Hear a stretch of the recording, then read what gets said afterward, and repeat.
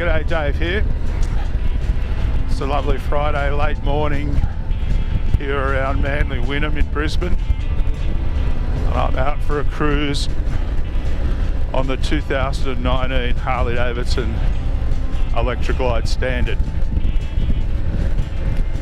I really like this bike. I think it's great. After a solid 2.5 weeks of test riding this black beauty, I would happily take it to any party. It might be a plain Jane or a poverty pack to its harsher critics on our Facebook page, but to me, its very essence made it a real belle of the ball. It performs, goes, stops, handles, and has all it needs to be a capable all-round touring cruiser motorcycle, in spades, with not too much emphasis on the frills, bells and whistles. On the freeway and on the open road, it's almost as smooth, comfortable and vibration-free as a multi-cylinder engine. Then, when you do get amongst the tighter going, it's strong and it spools up just like a big V-twin should. It has pleasing torque and it taps out remarkably well, even with the stock exhaust system and tune. Alright, let's see how she goes.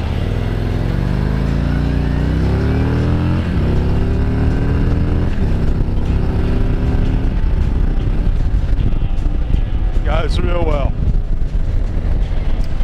Real well, that's how it goes. For a bike that tips the scales at 354 kilograms, it's also remarkably nimble, planted and solid on the road once you get it moving. Cornering clearance is good. And it does tip in nicely. I mean, it does scrape, but that's just letting you know you've got plenty of clearance left to go.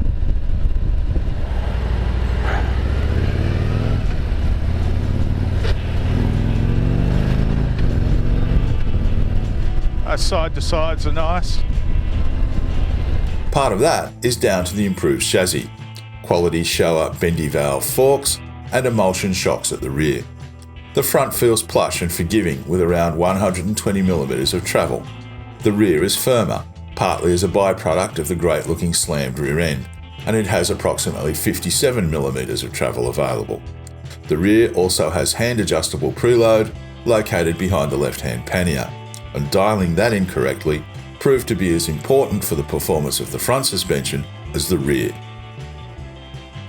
It runs the same 17-inch impeller front wheel as the Road King, as opposed to the 19-inch of the Street Glide Special, which makes the steering a little sharper. The extras having been pruned also means the Standard weighs in 9 kilograms lighter than the Road King in running order. So at 60 kilometres an hour, top gear, it just rolls on really nicely without any lugging or any straining from the motor. No protest at all, just rolls on really nicely.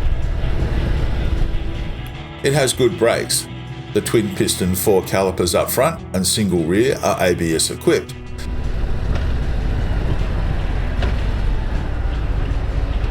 Those brakes are nice. They're just nice, good feel and feedback without being brutal.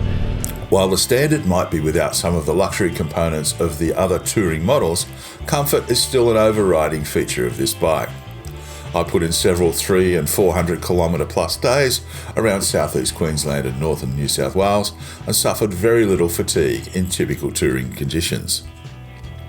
The big footboards allowed for a variety of seating positions and the single saddle proved comfortable for hours non-stop.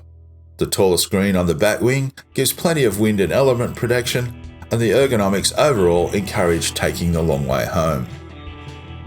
One of the concessions to luxury on the Standard is the inclusion of Harley's Faultless cruise control, and that adds to the relaxed manner of rolling away big distances on the freeway.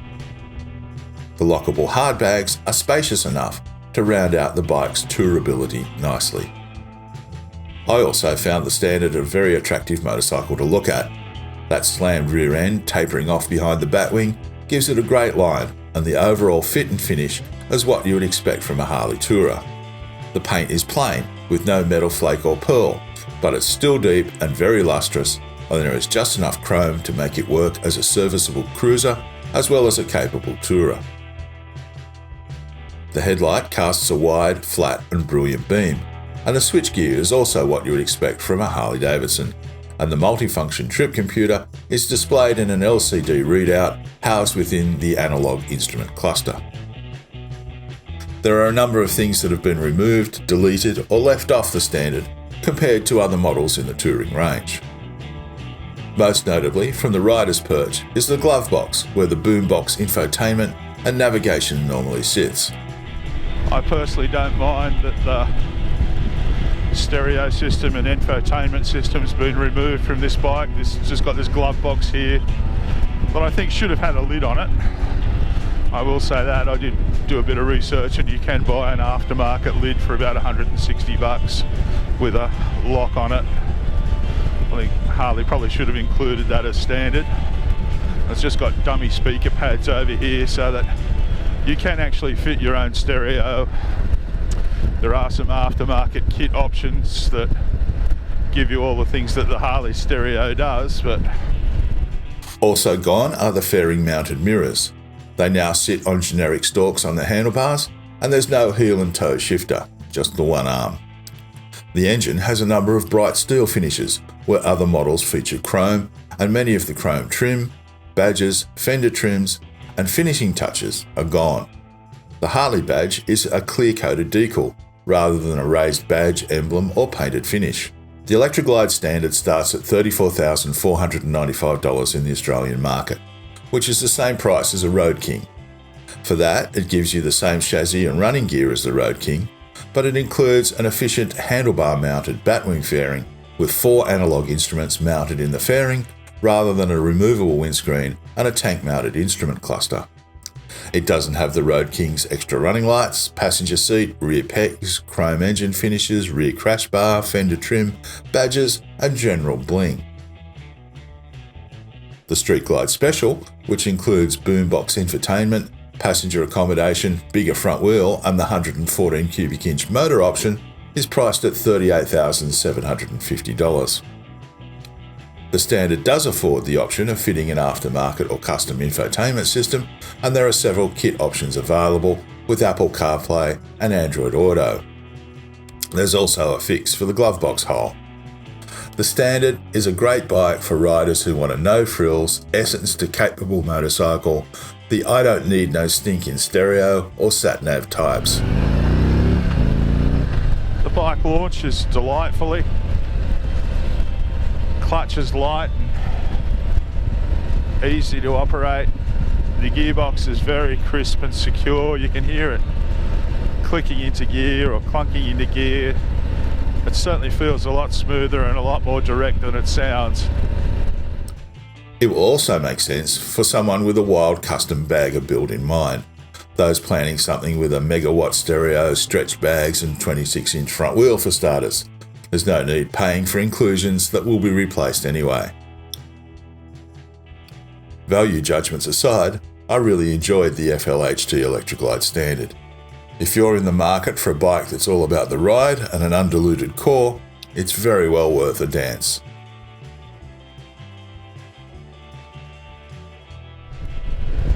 Just when you're in cruiser and boulevard mode, this lovely smooth engine just chugs along so nicely. Really am enjoying this bike. So the full report will be in Heavy Duty Magazine issue number 166. You can check out the full story there.